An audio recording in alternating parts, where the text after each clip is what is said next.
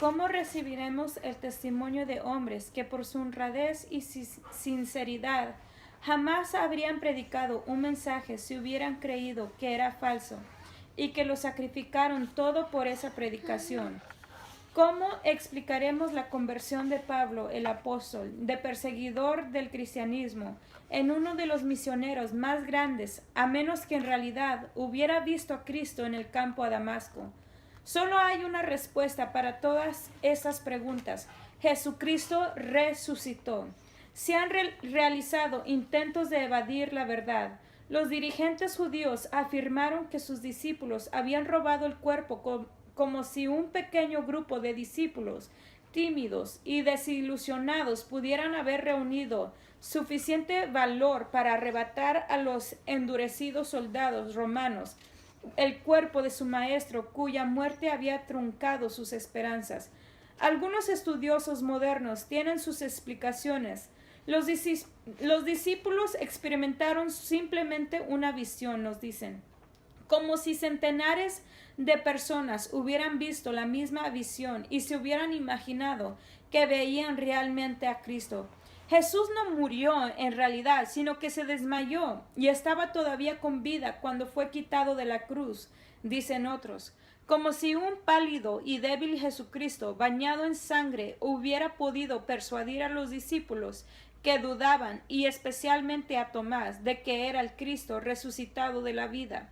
Estas explicaciones son tan débiles que llevan en sí su propia refutación. De nuevo, afirmamos lo siguiente: Cristo resucitó. D.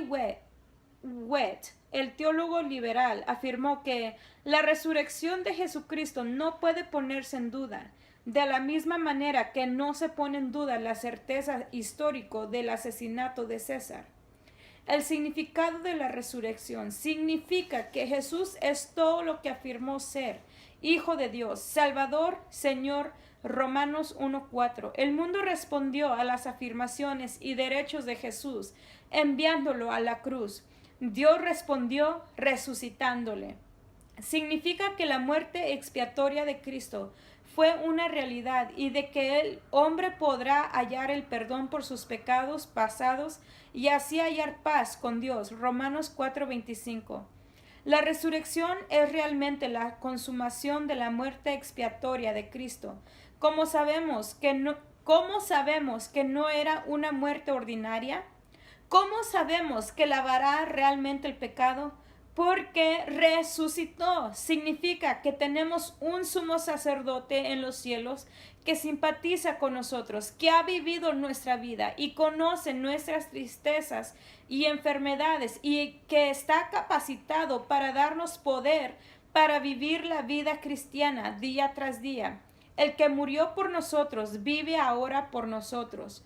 Romanos 8:34, Hebreos 7:25. Significa que podemos saber que hay una vida venidera, pero nadie ha regresado jamás para contarnos con respecto al otro mundo. Constituye una objeción común, pero alguien ha retornado: Jesucristo. A la pregunta, si un hombre muere, ¿vivirá de nuevo? La ciencia solo puede contestar: no lo sabemos. La filosofía puede decir: debe de haber una vida futura. Pero el cristianismo puede decir: porque Él vive, viviremos también nosotros. Porque Él resucitó de los muertos, también resucitarán todos. La resurrección de Cristo nos proporciona no solo prueba de la verdad de la inmortalidad, sino la seguridad de inmortalidad personal. Primera de Tesalonicenses 4:14, Segunda de Corintios 4:14 y Juan 14:19. Significa que hay la certeza de un juicio futuro. Tal como lo ha dicho el apóstol inspirado, Dios ha establecido un día en el cual juzgará al mundo con justicia, por aquel varón el cual designó, dando fe a todos con haberle levantado de los muertos. Hechos 17:31. Tan cierto como Jesús resucitó de los muertos para ser juez de los hombres, así también los hombres resucitarán de la tumba para ser juzgados por él. La ascensión de Cristo. La verdad de la ascensión es corroborada por los evangelios, hechos y las epístolas. ¿Qué significado tiene este hecho histórico? ¿Qué doctrinas se basan en él? ¿Cuáles son los valores prácticos? La ascensión nos enseña que nuestro Maestro es el Cristo celestial. El Señor Jesucristo abandonó este mundo porque le había llegado el momento de retornar a su Padre. Su partida fue un ascenso, así como su entrada en el mundo había sido un descenso. El que había descendido ahora ascendió a donde estaba antes. Y de la misma manera que su entrada en el mundo era sobrenatural, así también fue su partida. Consideremos la forma de su partida, sus apariciones y desapariciones después de la resurrección habían sido instantáneas. La ascensión había sido gradual, pues las Sagradas Escrituras nos dicen: y estando ellos con los ojos puestos en el cielo, Hechos 1:10, no fue seguida de ninguna otra aparición en la cual el Señor les apareciera en medio de ellos en persona para comer y beber con ellos. Las apariciones de esta clase terminaron con la ascensión. Fue el alejamiento de una vez por todas de la vida terrenal que los hombres viven en este mundo. Desde ahora en adelante, los discípulos no deben considerarlo como el Cristo según la carne, es decir, que vive una vida terrenal, sino como el Cristo glorificado, que vive una vida celestial en la presencia de Dios y estableciendo contacto con ellos por medio del Espíritu Santo. Antes de la ascensión apareció el Maestro y desapareció y reapareció de nuevo de tiempo en tiempo, con el objeto de apartarlos gradualmente de la dependencia del contacto visible y terreno con Él y acostumbrarlos a la comunión invisible espiritual con Él.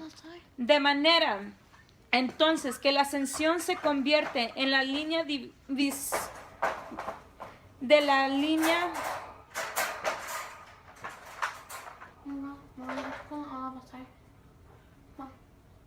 línea divisoria de dos periodos de la vida de Cristo, desde el nacimiento hasta la resurrección. Es el Cristo de la historia humana, el que vivió una vida perfecta bajo condiciones terrenas desde la ascensión. Es el Cristo de la experiencia espiritual que vive en el cielo y toca a los hombres por medio del Espíritu Santo. El Cristo exaltado. En un lugar, las Sagradas Escrituras, refiriéndose a Cristo, emplean el vocablo iba, mientras que en otro los anales sagrados dicen que fue alzado. El primero representa a Cristo en circunstancias que se presenta al Padre por voluntad y derecho propios. El segundo recalca el acto del Padre por medio del cual el Señor es exaltado como recompensa por su desobediencia hasta la muerte. Su lento ascenso por la voluntad del Padre a plena vista de los discípulos les hizo a estos comprender que abandonaba la vida terrena y al mismo tiempo los convirtió en testigos oculares de su partida. Pero una vez ocultó a la vista el viaje, fue completado por un acto de su voluntad. El Dr. Sweet hace el comentario siguiente: en ese instante toda la gloria de Dios brilló a su alrededor y se halló en el cielo. El cuadro no era del todo nuevo para él. En la profundidad de su conciencia, el Hijo del Hombre recordaba las glorias que durante la época anterior a su encarnación había compartido con el Padre, antes que el mundo fuese. Juan 17:5. Pero el alma humana de Cristo hasta el momento de la ascensión no había experimentado la visión amplia de Dios que resplandeció en él al ser levantado de la tierra. Era este el objeto de su vida humana, el gozo puesto delante de él. Hebreos 12:2. Y en el momento de la ascensión fue logrado. Fue en vista de su ascensión y exaltación que Cristo declaró lo siguiente: Toda potestad, autoridad me es dada en el cielo y en la tierra. Mateo 28:18, lea Efesios 1:20 al 23. Pero Primera de Pedro 3:22, Filipenses 2:9 al 11, Apocalipsis 5:12. Citamos a continuación de nuevo al Dr. Sweet. Nada es hecho en ese gran mundo desconocido que llamamos cielo sin esta autoridad inicial, guiadora, que todo lo determina. Procesos que no son inconcebibles para nuestra mente son llevados adelante. Más allá del velo, por agencias igualmente inconcebibles, es suficiente para la Iglesia el saber de que todo lo que se hace allí es hecho por la autoridad de su Señor. El Cristo soberano. Cristo ascendió a su sitial de supremacía, o jefatura sobre todas las criaturas. Es la cabeza de todo varón. Primera de Corintios 11:3.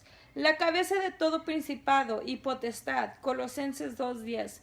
Todas las autoridades del mundo, invisible como así también del mundo de los hombres, están bajo su dominio. Primera de Pedro 3:22, Romanos 14:9, Filipenses 2:10 y 11. Posee esta soberanía universal a ser ejercitada para el bien de su iglesia, que es su cuerpo.